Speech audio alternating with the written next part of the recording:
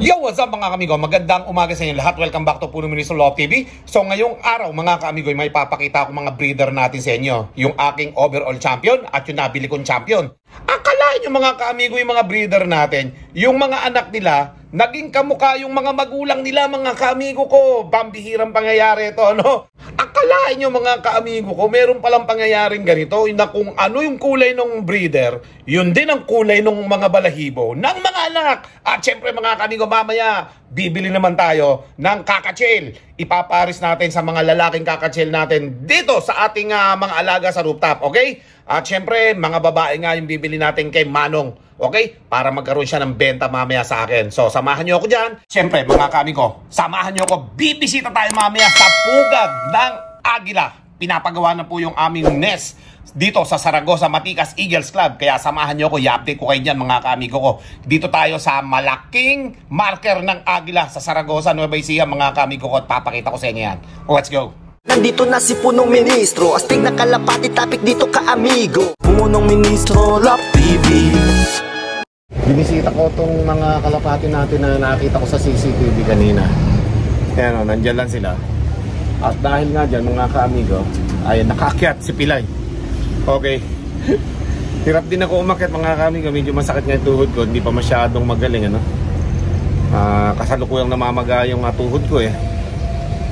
Pinipilit ko lang syempre para hindi nyo mapansin. Hindi na nga din ako masyado nagpapakita sa camera mga kaamigo. Kung hindi lang talaga kailangan na i-update ko kayo, eh hindi ko gagawin na pag-akyat-akyat dito kasi nalalamog yung tuhod ko mga kaamigo. At nag-twist nga yung ano eh, yung tuhod ko no nakaraan. Napakababa lang nung nilundagan ko eh, 3 baitang lang. Tapos nag-twist sa airing ganun yung tuhod ko, yung 2 buto. Nagpunta sa right side yung isa sa kaliwa. Pagbagsak yun na. Sapul ako doon. Hindi lang masyadong halata sa video na nasaktan ako pero talagang pinipilit ko lang. Okay, so yun mga kaamigo at yun nga, may pag-uusapan tayo ngayon about dun sa karera natin na hindi muna matutuloy yung mga karera ngayong mga susunod na mga linggo. 2 weeks po mga kaamigo eh. Kaya yun, yung mga kalapati natin eh, lipad-lipad muna yung mga pang south natin, no? Ayan, at medyo malulam nga panahon ngayon mga kaamigo. Kaya naman, kahit malulam, sige, go! Basta wag lang uulan. Nasa labas yung mga YB natin. Sige lang sila dyan. Magtambay lang sila dyan. Okay lang yan mga kaamigo. At next week, eh, sila naman po yung iti-training natin. Ano? Kailangan makapag-training na tayo sa South hanggang yung pang Norte natin na nakapending para kung kailan magsisimula muli. Eto, yung mga YB natin. At isasama na natin dyan sa susunod na araw lahat ng mga kalapati natin, pati yung 10 na kasali natin sa pang Norte na pang Derby. Isasama na natin dyan. Yan o, naglipadan tuloy. Tapos yung mga inakit natin na 6, isasali na rin natin dyan. Baka nasa 40 lahat yan mga kaamigo. Pagka nagsama-sama, more or less 40 na mga player yan. At syempre hindi naman nga lahat yan ay isasali sa Derby lahat. Pipiliin lang natin dyan yung pupwede no, mga kaamigo ko. Yung mga pang long distance ang kailangan nating ma-produce dito sa mga YB natin. Kita nyo yung panahon mga kaamigo. Na maganda yung panahon dito sa Nueva Ecija, malamig. Pero syempre mga kaamigo, wala namang karera eh. Wala pang karera norte. Ano, kaganda ng panahon, kalamig eh. At syempre mga kaamigo, yun nga, lagi naman nag-uulan dito sa Nueva Ecija. Walang araw na hindi umuulan dito mga kaamigo. Ayan, nagbabanta na naman yung ulan natin mga kaamigo. Ayun yung mga kalapati natin sa dulo na yan. Nakita nyo yung mga puno ng mga mangga na yan, mga kahoy. Yan mga kaamigo, mga sakahan. Diyan nagpupunta yung mga kalapati natin. Umiikot sila dyan mga kaamigo. Malayo na naiikot eh, kaya pang training na talaga eh. At marami tayong mga kalapati na hindi nga naisama dyan sa 3M banded na yan. At maraming namatay mga kaamigo sa mga sakit. Siguro more or less mga 6 or 7, mga ganun yung namatay eh. At isinuksok na natin yon pero hindi na makakahabol. Kasi ito nga yung mga 3M banded natin lumilipad na. Yun eh, painakay pa lang. Hindi pa lumilipad na inakay. Kaya malilate na talaga. So ngayon, ang ating binibreed ay yung mga pang summer natin mga kaamigo ko. Yung parang pula na orange yung kulay ng singseng. At i-update ko sa inyo yan mga kaamigo ko sa mga susunod na mga araw. Ano? Yan o. Tapos mamaya, pupunta lang ako saglit doon sa pugad ng Agila namin sa aming office. yung ginagawa po kasi na pugad namin ay nagsisimula na. So dadalawin lang natin yun mga kaamigo, samahan nyo ako mamaya. At syempre may nakita ako nga nagbebenta ng mga ibon dito yung mga kakachel, lovebird, mga African lovebird. Daanan natin mamaya yan pag pauwi na ako. At gusto ko makapili ng babae doon. Kasi yung mga lovebirds ko dito puro lalaki. Nakita ko si kuya kawawa naman. Gusto kong makabenta si kuya sa akin. Kaya tara mga kaamigo, bababa na ako. Makapunta muna doon, let's go. A few minutes later. Bumisita muna tayo dito sa ating marker at makikita natin dito yung ongoing na project ng pugad ng Zaragoza Matikas Eagles Club. Ayun ating marker namin. Okay. At syempre, ito yung ginagawang pugad natin, yung nest. Ayan, ongoing yan mga kamigo. Papasok tayo sa loob. Ngayon po yung patuloy na paggawa ng ating pugad dito. Ongoing po yung paggawa ng pugad. Okay, yung nest ng Zaragoza Matikas Eagles Club. Ayan, hanggang dito po yung sa dulo na to. At yung harapan po niyan, ayan po yung ating marker, Ayan, mabuhay ang agila. Abangan nyo po yung pagkatapos ng pugad namin na ito. At medyo matagal-tagal pa naman. At makikita nyo to kapag ito finish na. Okay? Tapos na tayong bumisita sa ating pugad. So ongoing ang paggawa sa ngayon. At babalikan natin ito sa mga susunod na mga panahon pagka matatapos na. Okay? So nandito tayo sa marker. At yung likod ng marker natin, nandun yung ating pugad o nest ng Zaragoza Matikas Eagles Club, CLR 18. Okay? So ayan mga kuya, ang update sa ating pugad dito sa Nueva Ecija. Okay, so bibigyan natin sila ng sticker. Ayan Kilala nyo ba ako? Opo. Sino ba ako? Punong ministro. Si Punong Ministro. Sige, ingat kayo ha. Opo. Thank you, thank you. Ayan, nakita natin yung mga bata dito sa gilid. Nakilala yung sasakyan natin mga kaamigo.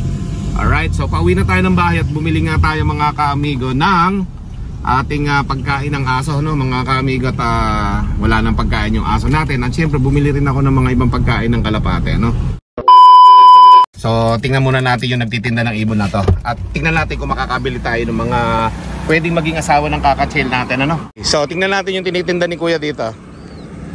Mga African lovebird pala ito. Ayun dami, ang gaganda So tingnan natin kung may makikita tayong pwedeng alagaan dito. Yan ang gaganda So dito naman mga batang kakachel pa to Alin dito babae? Gusto ko babae lang ang bibiling ko kuya Okay? Dito marami pa rin kakachel dito. Pero tingnan natin kung meron tayong babaeng makikita dito. Yan gaganda Yan, mga puti. So meron tayong dalawang lalaki to na walang kapares. So, paano tayo makakakita ng babae dito? Alam mo kuya paano tumingin ng mga babaeng kakachel? Madali lang. Okay, so tingnan natin mga kaamigo ko. At yun nga, huminto tayo dito. Baka sakali na magkasundo kami ni kuya sa pagbili ko ng ibon sa kanya, makabili tayo kahit na mga dalawa o isa lang. Okay? So, let's go. So, nagkasundo kami ni kuya, kukuha ako ng dalawa. Pero not sure na babae ito Pero sa tingin ko, babae naman. So, dalawa kukunin ko. Ito yung magiging kapares ng dalawa nating kakachel doon sa rooftop, okay? Isang puti at saka parang may konting brown.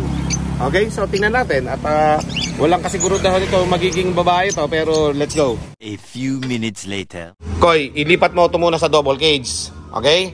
Tapos, itapat mo lang doon sa mga ibon natin doon.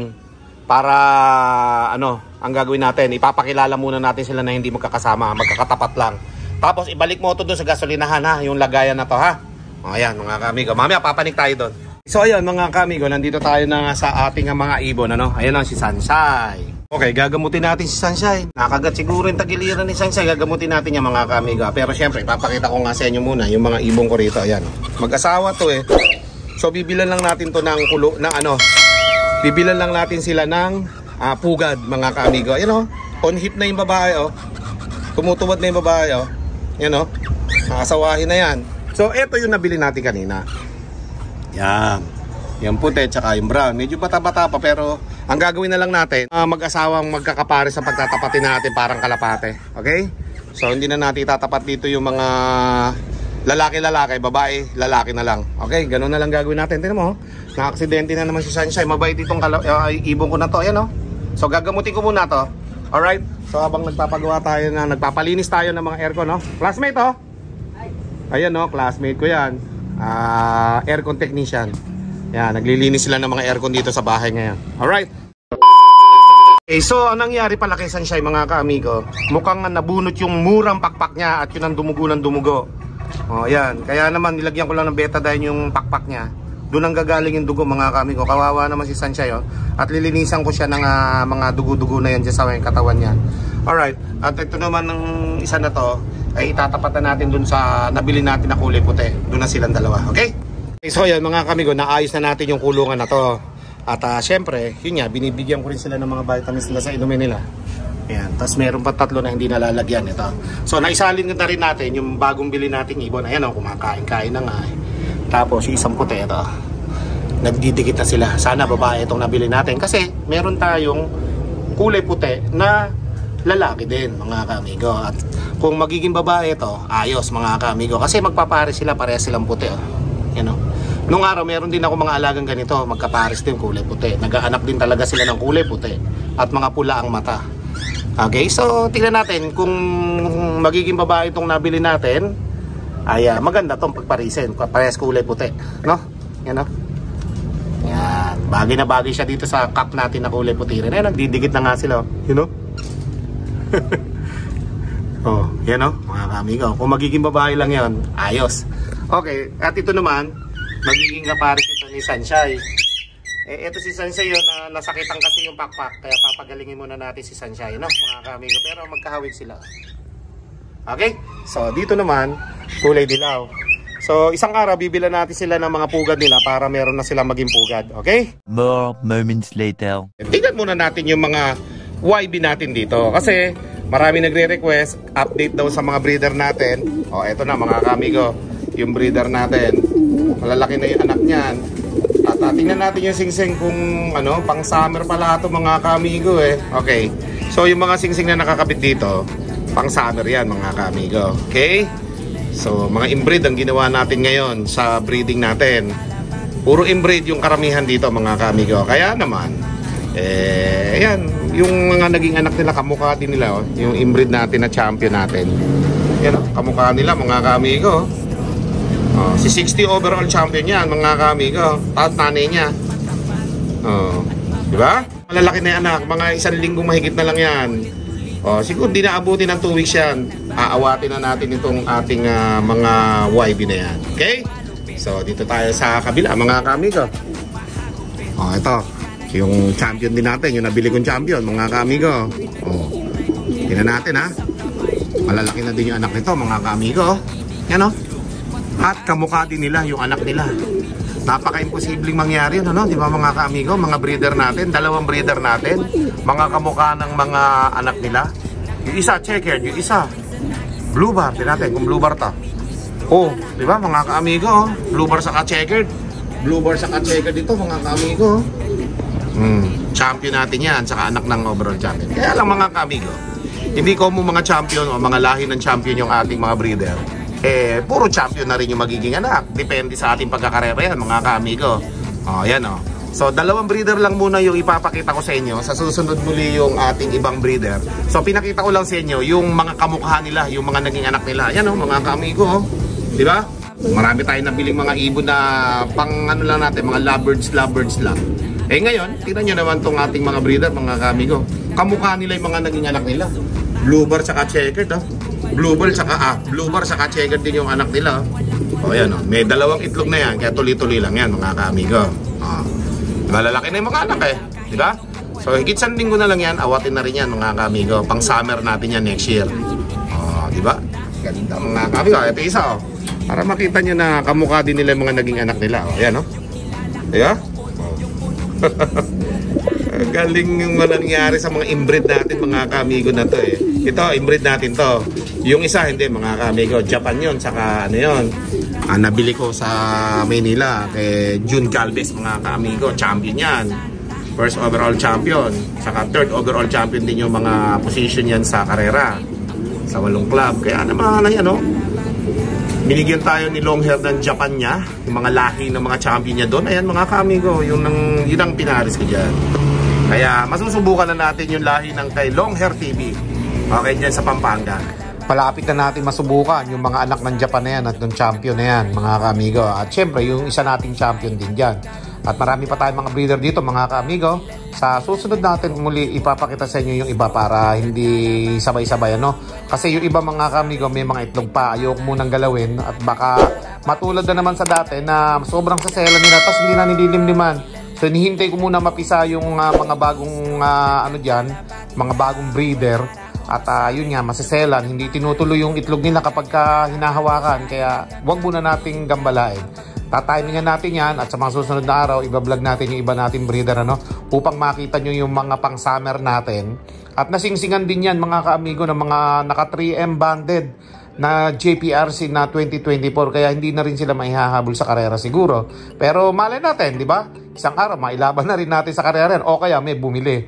O yan mga kaamigo, yan yung mga breeder natin dito na talagang aabangan natin sa karera ng South mga kaamigo. Okay? So maya maya naman doon tayo sa kabila at para maipakita ko sa inyo. Let's go. With punong ministro, Love TV.